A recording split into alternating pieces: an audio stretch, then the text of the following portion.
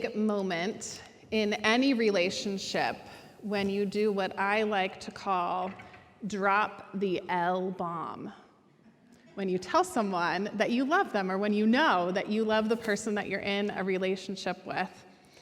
Well, this happened to me when Richie and I were a few months into our relationship. We were out doing something on a Saturday. I don't remember what it was exactly, but we were about to head into a shopping center for lunch. We were stopped at a red light, and we saw a man standing in the median right next to us, holding up a sign asking for help. Many of us have come upon this before, right? And at that moment, I was thinking in my mind about how Richie had a granola bar in his pocket that was uneaten. Before we ventured out wherever we went on that Saturday, we packed some snacks along, and he had a granola bar in his pocket, and I knew that he hadn't eaten that granola bar. And so I was thinking in my mind, I should suggest that he give his granola bar to this man, right? But the thing is, I was nervous about asking him because I didn't know how he would react. We were very new in our relationship, and I thought, if I ask him and he doesn't want to, then I'm gonna be upset, right? So I'm juggling this, what seems like a crisis, not really a crisis in my mind, to suggest it or to not suggest it, and Richie suddenly says, "Oh, that's right, I have a granola bar in my pocket." And he winds down the window and hands it to the man, and they exchange some kind words to each other. And that's when I knew it. I saw in him this fearlessness and this compassion, and I just knew that I loved him. I just knew it, and I told him. Well, fast forward a couple of years later, and this time I'm in the car with my soon-to-be mother-in-law, and we are out going on errands for the wedding in the same area, the DC, Maryland area, and I'm driving. It's just the two of us in the car. We come to a stoplight. There's a woman in the median holding up a sign asking for help. And I thought in my mind that there is a packet of crackers in the pocket next to me. But as you might guess already from my first story, I had a crisis in my mind. Do I roll down the window and give these crackers to this woman? Or do I not? Because my mother-in-law is here. She might feel uncomfortable if I would do that. I don't know what she would think if I gave crackers to this woman. Now, mind you, I knew at this time, and I still know now, that Richie's mom is a very caring woman and probably wouldn't have thought anything different of me if I had done this, right? But I was so concerned about what she would think that I resisted to do anything. I just froze, and I acted like I didn't even see this woman on the road. I wonder if you've ever felt the same way, wanting to help or to take some action, but being very worried about what others would think. We're continuing on today in a series that we started last week called the Changemakers. And in this series, we're looking at ways that Jesus himself was a change maker, a risk taker who made a positive difference in the lives of others and transformed others' lives so that they were never the same again. And throughout this series, we're also asking ourselves how we can be change makers, especially in a world where it might seem very difficult to create change. And today's focus is on compassion, the gift of compassion. And it brings up a very real question that I think we deal with all the time, whether we realize it or not. And that question is, whose suffering matters? Whose suffering matters? Now, not everyone's suffering can really matter to us, right? Because all around us, all different kinds of people are suffering in all different ways. Some have small daily blows that happen in their life. Others struggle with a rising cost of living, right? And that's something that they might constantly struggle with no matter what. Others, their pain is acute and visible and immediate. And we can't pay attention to all of it. It's just not possible for each of us to care about everything, right? Because if we did and we felt responsible to address it, we'd all just feel paralyzed, unable to make any decisions about which way to turn or what to do. So whose suffering matters? Well, the scripture that you heard from Brian just a little bit ago is known as the parable of the Good Samaritan. Maybe you've heard it before, but what's interesting is that in telling this story, Jesus never calls the Samaritan good. Those who edited and translated the Bible much later decided to make that subtitle for this, the Good Samaritan. And so we might wonder what really makes the Samaritan good in this story. Because in reality, Jesus' audience, and then later Luke's audience, as they're reading this account, would have seen Samaritans as pretty bad people. So I want to invite you to think about how the first listeners of this story might have responded when they heard this from Jesus. We're going to think about this together, to think about what they would know. So the main character, we don't know who he is or where he is from, but he's walking from Jerusalem to Jericho. And that walk is about 17 miles. And it also at the time was a pretty dangerous road, which we can imagine because this man was beaten up and left for dead, right? There weren't many people going down that road, but a priest comes along. And if we're hearing this for the first time, we think, oh, there's hope. Surely a priest is going to help this man, right? Even in that time, it was a priest's duty to bury a corpse that he came across. That was part of what priests did. But the priest doesn't stop. He walks on the other side, right? And then a Levite comes, and Levites are in a similar position. They might not be as highly seen as priests, but still up there. And so a Levite comes along, and we think, well, the Levite will help. But no, he does the same thing and walks on the other side. Now, at this point, according to storytelling standards, we expect a third person to walk by and to give us a happy ending, right?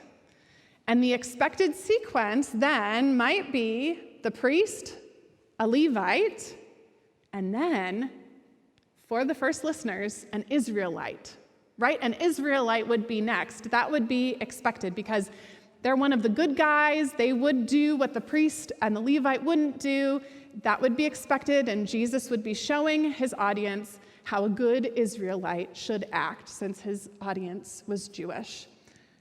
But there's a plot twist because the third person to come onto the scene is a Samaritan. And then an added plot twist, Samaritans and Jews don't get along. Now, Samaritans were a people of mixed races because they were descendants of mixed marriages. So if we think way back in history, when Israel was split, the nation of Israel was split between the north and the south, and there was an Assyrian settlement of various regions in the fallen northern kingdom.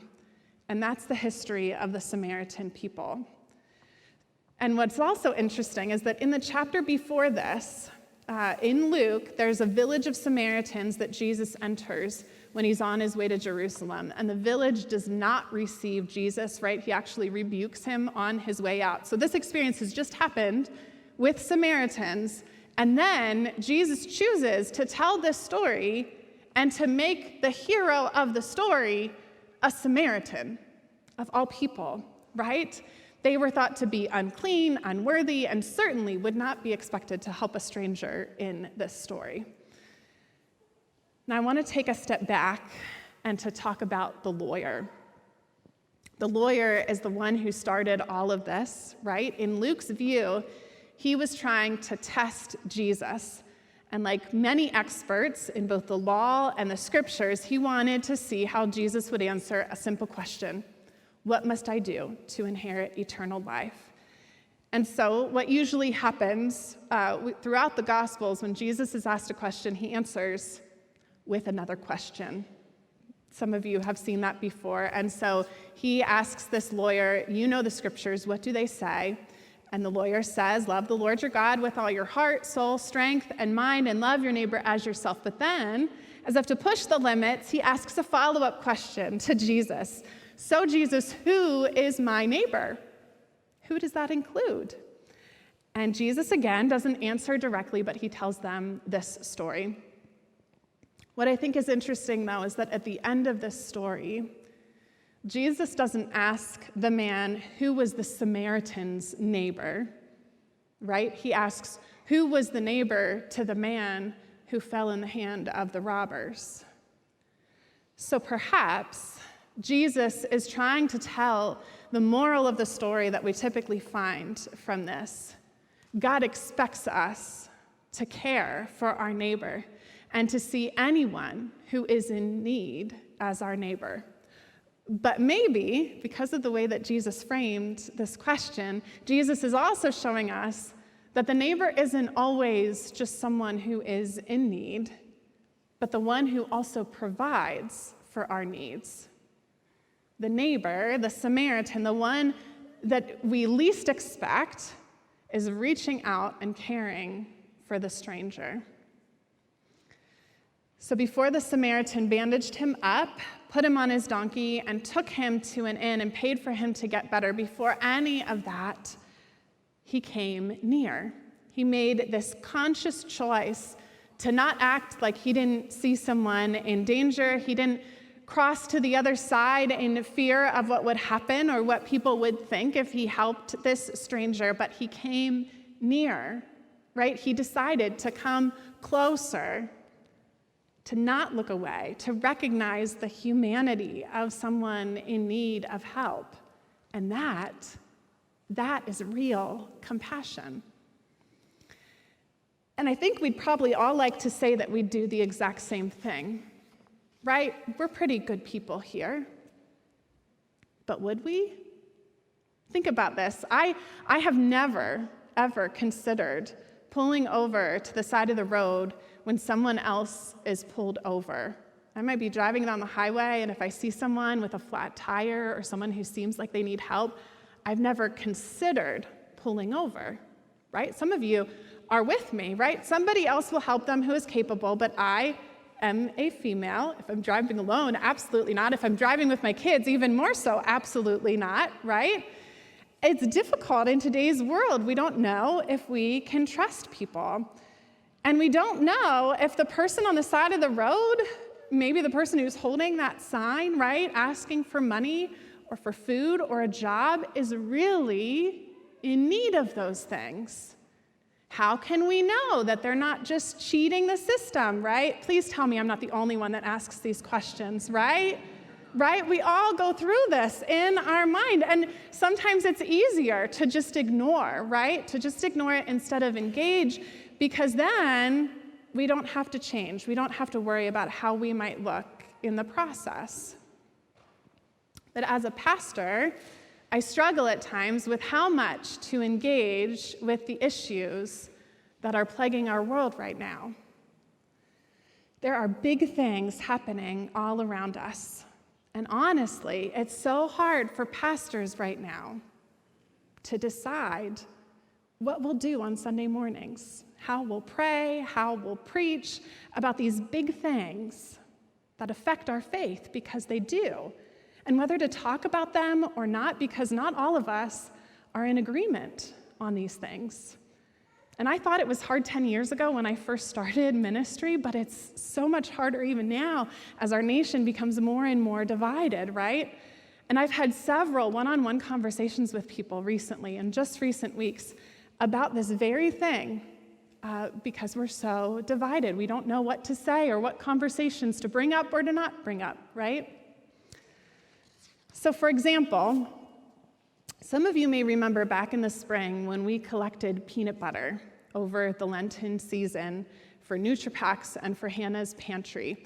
The two groups, NutriPacks is for Central Dauphin, Hannah's Pantry serves families in the Susquehanna Township School District over the weekends, providing food for them. So when I took peanut butter over to Hannah's Pantry, the half that we decided would go to them, I was given this amazing tour of their facility. The one who runs it told me how they do their work to feed low-income families in the community. And while I was there, I was told about two families. The families usually come to pick up the food on the weekends, but there were two families that she told me about who teachers were making deliveries to their home because the fathers in their home had just been taken away by ICE and were in a detention center. And the mothers of the homes did not drive. Now, I shared a video about my experience, and some of you may have seen that video when it was played here in the service, because the experience really shook me. right? This is a very hot topic right now, though, and so I was nervous. I was nervous to make that video, to talk about this, because I didn't want people to think that I was somehow trying to advocate for undocumented criminals by making that video, right? Because it really wasn't about that at all. I didn't know the specific stories of these families to make any claims about any of that part of it. I was shook because, like many of you, I care about kids who are going hungry, no matter where they're coming from. It's not their fault, right? Any kids that are hungry or who are going through hunger issues, food insecurity in their families, it's not their fault. It happens at no fault of their own. They're just kids. Kids don't choose where to live or how they will survive.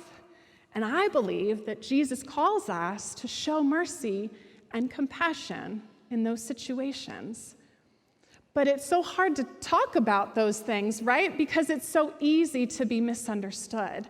It's so easy to be labeled, to automatically think that if we stand for one issue, then we're automatically stand against another issue. We are so divided. And so we're so afraid of offending people, right? We're so preoccupied with our own perceptions of others that we shut down and we don't talk about it. It's easier to just not talk about it. And it's what made me not give crackers to the woman on the side of the road all those years ago. We are all of different minds in this room. But I'd like to think that we can still be a community together. I'd like to think that we can still be a church together, and that I can still be your pastor even if we disagree. Because at our core is Jesus' love. And at the end of the day, no matter what our own perceptions are of people in a certain group or a certain race or a certain culture, all people are our neighbors. And I think we can all agree on that. All Republicans and all Democrats are our neighbors. All Black, brown, and Caucasian people are our neighbors. All LGBTQ and straight people are our neighbors. All young and all old people and people of all nationalities of this great big world are our neighbors. And Jesus is saying, Jesus' words are show mercy. When our leadership council crafted our vision statement earlier this year, each part of it was very intentional. I started talking about this last week. We're going to dig a little bit deeper into our vision statement and how we came up with some of the things that we came up with throughout this series. On the day of the retreat, when we all gathered to start this process, we shared about the things that we love about our community. And many on the leadership council shared how much they appreciated a church where everyone was welcome and how there was something so important that was very important in today's world for everyone to have a place to belong, right? For everyone to have a place where they feel that they are welcomed. And so the first part of our statement, we envision a community where all are met with love, came about from that. I don't even think it came about on the day of the retreat. I think it took a while for us to get there. But we envision a community where all are met with love.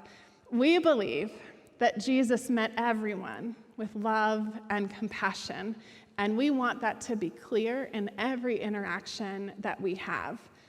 It's why we're so intentional about merging together. Just recently, we merged together our Sunday and weekday hospitality ministries into one, because part of our heartbeat is to create a place where anyone who comes really, but on the weekdays when parents come to bring their kids to school, they are worn out and tired and longing for community or even just a quiet space.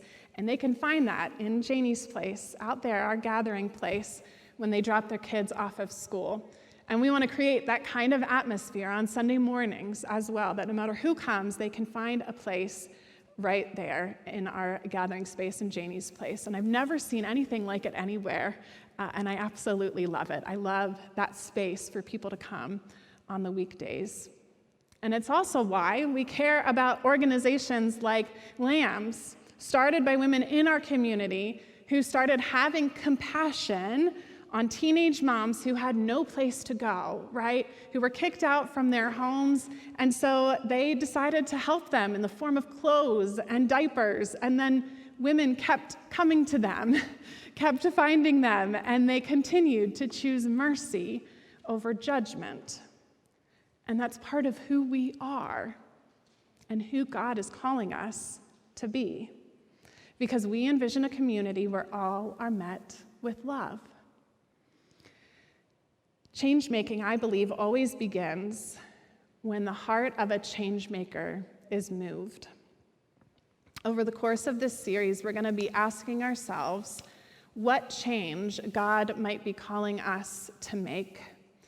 And this change can be, but it doesn't have to be in the church. As we go through this series, you might see God calling you to want to create change at work, or at your school, or in your homes, or in your neighborhoods. This really is an opportunity for us to feel a connection to the hurt in the world that speaks most powerfully to us. Because like I said in the beginning, we can't care about everything, right? So we find the one place where our heart is really pulling us towards, right? And we can find others who might agree with us and rally around us to create that change. There's a visual that we created for this series that's a nest. If you can imagine a bird's nest that might have little eggs in it or little tiny birdies that are being cared for, I think a nest can be a good representation for our church, because the church is meant to be a home, right, where people are nurtured and rested. And inside the nest is all that makes us feel safe and secure and loved, right? So I invite you to find in your bulletin a white slip of paper. I would give you the visual of it, but I already used it in the first service from my bulletin. There's a white slip of paper, a blank piece of paper in your bulletin. And I invite you to think about and write down two different things on that slip of paper.